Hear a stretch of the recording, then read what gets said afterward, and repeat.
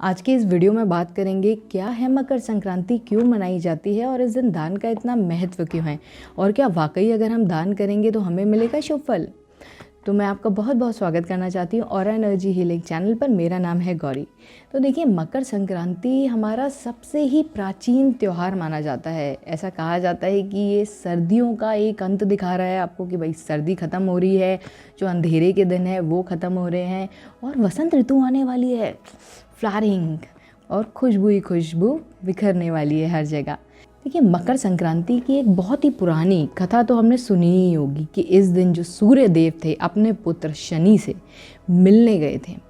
और जब वो मिलने गए थे, ऑफ कोर्स उनकी पहले बहुत अच्छे संबंध नहीं थे अपने पुत्र से, तो जब वो मिलने गए थे उनसे तो उनके मन मुटाव जो बीच का था वो ख़त्म हुआ और पिता पुत्र में संबंध अच्छे हो गए। इसीलिए ये जो त्यौहार है मकर संक्रांति का, ये पिता और पुत्र के रिलेशन को भी अच्छा करता है। और एस्ट्रोलॉजिकली अगर हम बात करें तो जो सूर्य होते हैं वो हमारी कुंडली में मकर राशि में प्रवेश करते हैं। मकर राशि शनि की राशि है, शनि उसके स्वामी हैं। तो एस्ट्रोलॉजिकली जब सूर्य मकर की राशि में आते हैं तो हम मकर संक्रांति मनाते हैं। तो इस वर्ष 2025 में जो शुभ मुहूर्त है मकर संक्रांति के दान का, वो माना गया है सुबह 9 बजे से लेकर शाम के 5:45 बजे तक। लेकिन अगर आपको बहुत ही ज़्यादा स्पेसिफिक मुहूर्त चाहिए, अति शुभ फल देने वाला, तो वो मुहूर्त है सुबह 9 बजे से लेके 11:45 बजे तक। अगर आप दान करेंगे तो बहुत ही अच्छा रहेगा। और जैसे कि मैंने कहा कि ये जो वक्त होता है, सर्दियाँ ख़त्म हो रही होती हैं, लेकिन सर्दी हो तो रही होती है ना। तो इस टाइम अगर आप गर्म चीज़ों का दान करेंगे, यानी कि अगर आप तिल का दान कर रहे हैं, गुड़ का दान कर रहे हैं या फिर कंबल बांट रहे हैं, तो इसका अति शुभ फल हर किसी को मिलता है। इस दिन जब आप सुबह उठेंगे तो नहाने के पानी में अगर आप तिल मिला लेंगे, तिल मिला के अगर नहाएंगे तो आप देखेंगे आपकी जो एनर्जी है, वो जो क्लेंजिंग हो रही है आपकी बॉडी की, वो बहुत अच्छी हो जाएगी। और उठने के बाद, नहाने के बाद जब आप पूजा करने बैठेंगे तो आपको कौन से मंत्र का जाप करना है? आपको जाप करना है ओम सूर्याय नमः का, या फिर आपको जाप करना है ओम नमो भगवते सूर्याय नमः। इन दोनों में से किसी भी एक मंत्र को आप पकड़िएगा और उसका 108 बार जाप करिएगा तो आप देखेंगे आपकी राशि में, आपकी कुंडली में जो सूर्य देव हैं उनका प्रकाश फैल जाएगा। यानी कि आपका जो सूर्य है वो आपको शुभ फल देने लगेगा कुंडली के अनुसार, जहाँ पे आपके बैठे हुए हैं सूर्य देव। चलिए अब बात कर लेते हैं कि हमें अर्घ कैसे देना है सूर्य को। भाई मकर संक्रांति है, सूर्य की बात हो रही है तो जल तो अर्पण करेंगे ही ना। तो जब भी आप जल अर्पण करने जाएंगे मकर संक्रांति के दिन, तो आप तांबे का पात्र ले सकते हैं या फिर मिट्टी का पात्र ले सकते हैं। उसमें आप लाल चंदन डालिए और थोड़े से आप अक्षत डाल लीजिए।